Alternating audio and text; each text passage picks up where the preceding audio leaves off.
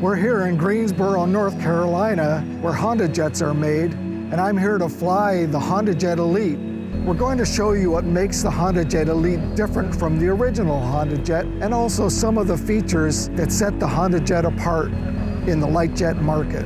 HondaJet Elite can fly 1,437 nautical miles with IFR reserves, and it can carry up to 8 occupants. One of the interesting features of the HondaJet is the over-the-wing mounted engines. This is a rarely used configuration in aviation and has never been used before with a business jet. The advantage of the over-the-wing mounted engines is that it opens up a lot of space in the rear of the fuselage, thus allowing room to include a full lavatory. A couple of the key changes are on the outside of the aircraft. One of the new features on the Elite is this perforated inlet, where we drilled a large number of small holes in the barrel there, and they act as an acoustical device to cancel out some of the dominant frequencies of the engine, making for a significantly quieter cabin. We ended up extending the horizontal tail. The goal with that was to reduce our takeoff distance, which is now about 500 feet shorter than the baseline model. A side benefit as well is that that allows us to make the takeoff characteristics a bit more predictable, a bit smoother in the rotation with lighter forces. And it also allowed us to get rid of the vortex generators and the T-strips we had on the tail, reducing the drag of the airplane and giving us a bit more range.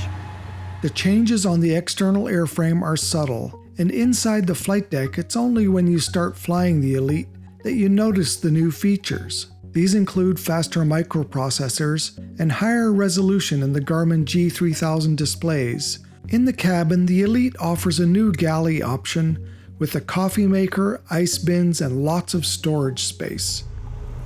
We're carrying 1,980 pounds of fuel today, about 1,000 pounds fewer than the maximum load. For today's flight, we are Honda Test 12. It took only 5 minutes to go from switching power on to finishing all the pre-flight checks, including the systems tests, which finished with the stick shaker. A new Elite feature is graphical weight and balance calculations in the avionics. The legacy HondaJet could only do load calculations, but not the balance. I plugged in the weight for the crew and one passenger plus a small amount of luggage. After syncing the fuel showed by the gauges, the MFD showed our weight and balance envelope and the changes due to our projected fuel burn. Flight planning is easy, especially for pilots who have learned to fly with Garmin avionics. Another new Elite feature is takeoff and landing data in the avionics, making performance calculations much simpler. Once I selected our takeoff configuration, for example, whether we needed icing equipment switched on, the system showed us our reference, or V speeds. These are about 5 knots slower than the legacy HondaJet thanks to the aerodynamic and weight improvements. This translates into less runway required for takeoff and landing, and also better safety margins. This also calculates second segment climb, wind components, and initial level-off altitude, if applicable. Once I accepted these numbers, then the V speeds automatically post on the PFD's airspeed tape. Starting the 2,050 pound thrust GE Honda HF120 turbofans is simple. Push the start button until the green circle lights up, then release the latch on the throttle and pull it up to idle, then just watch the gauges. The takeoff landing data checks to make sure the flaps setting matches what we selected during flight deck setup and flight planning. If they don't match, when advancing the throttles, we'd get a takeoff warning because of the misconfiguration. This is a helpful feature for a single pilot and something that is common on much larger airplanes. The new avionics hardware has faster processors, so when you zoom or pan the map, it's instantaneous. Honda Test 1-2, runway 23 right, line up and wait. Honda Test 1-2, Greensboro Tower, fly runway heading, runway 23 right, cleared for takeoff. We're cleared for takeoff and advance the throttles to maximum power, and the HF120 engines push us forward.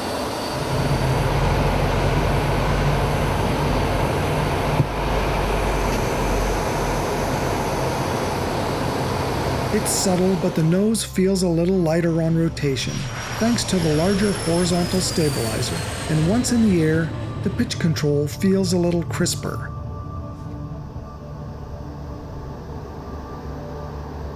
With ADS-B in as part of the standard equipment, we can easily see other traffic on the MFD. Switching to the traffic page makes it even easier to see other traffic and their trajectories.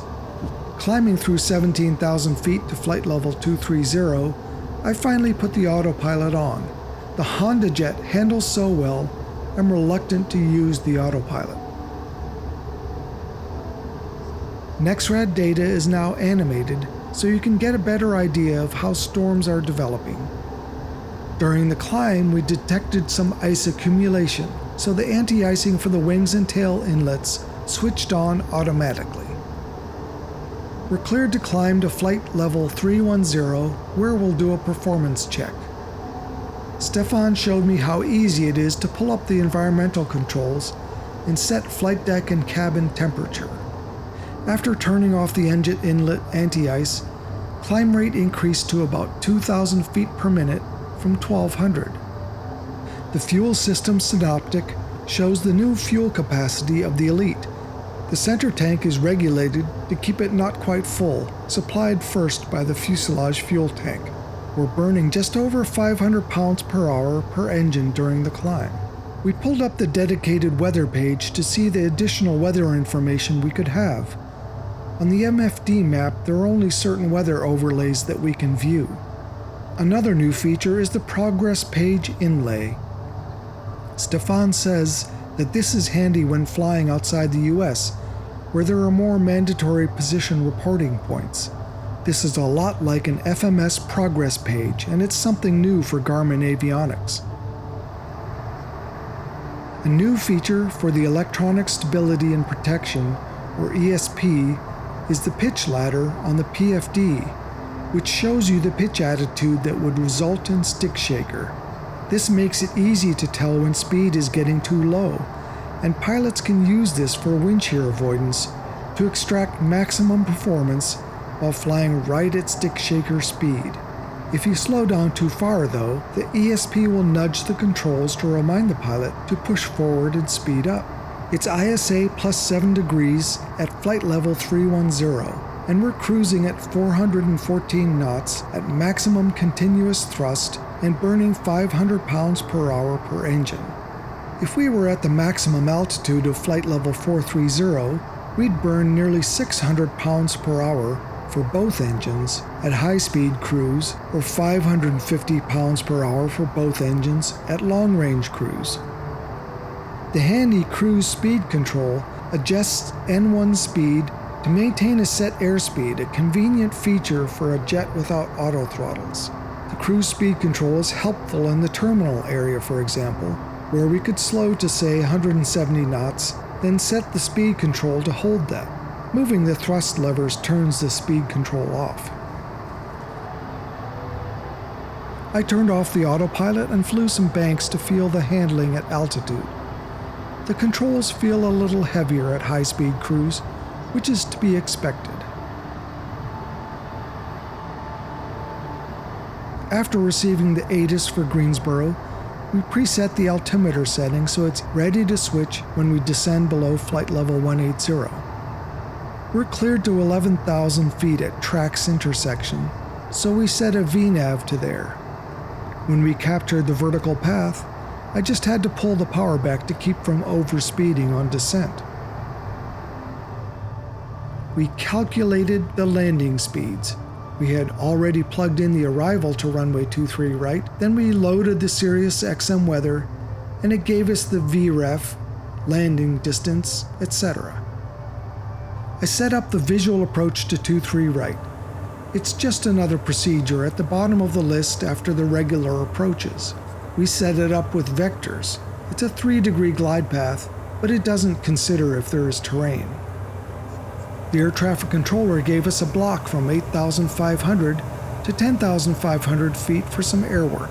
With the autopilot on, I descended to 9,500 feet and pulled the power to idle to demonstrate low-speed protection.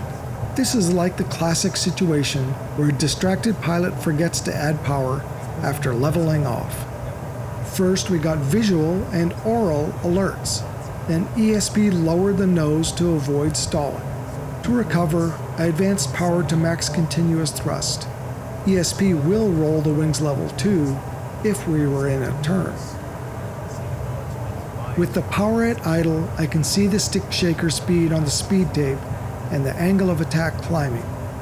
The aural warning said airspeed, and then the nose pushed down at just a few knots above stick shaker speed. We were descending at about 1,200 feet per minute. After adding power to max continuous, then the airplane automatically goes back to the selected altitude because the autopilot is still on. I disconnected the autopilot for some steep turns at 200 knots. Turning to the left first, I could feel the ESP nudge at 45 degrees of bank. I could easily fly through the nudge. You can disable ESP if you want, but it defaults back on when starting up.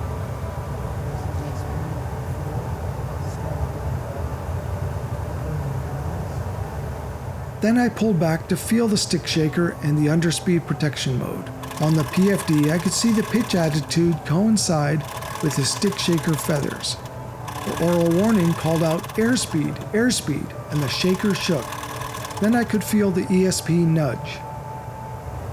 We then did a rudder bias demo. Stefan cut power on one engine, and it's really a non-event. The rudder bias looks at the calculated thrust difference between two engines and your airspeed and applies force based on a predefined schedule. It's not really apparent during this demo that the engines are mounted on the wings instead of the aft fuselage. Returning to Greensboro, we activated vectors to final for the visual approach, which paints an extended center line for the selected runway. Even though this isn't an IFR approach, I could fly it like an RNAV approach and even use the autopilot in approach mode. The HondaJet can fly steep approaches up to 6.65 degrees. I flew just above a VREF speed of 108 knots to runway 23 right. The landing data showed we needed only 3,162 feet of the 9,000-foot runway for actual landing distance. Our landing weight was about 8,900 pounds.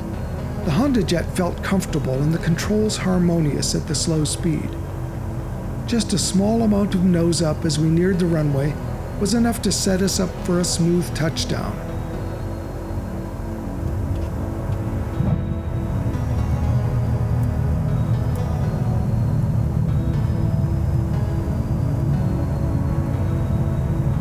And I applied the improved brakes, which are very smooth, to turn off at the next intersection. If you've enjoyed this video, please give it a thumbs up, share it, and subscribe to our channel. Also, visit AINonline.com and check out our e-newsletters for all the latest on the aviation industry.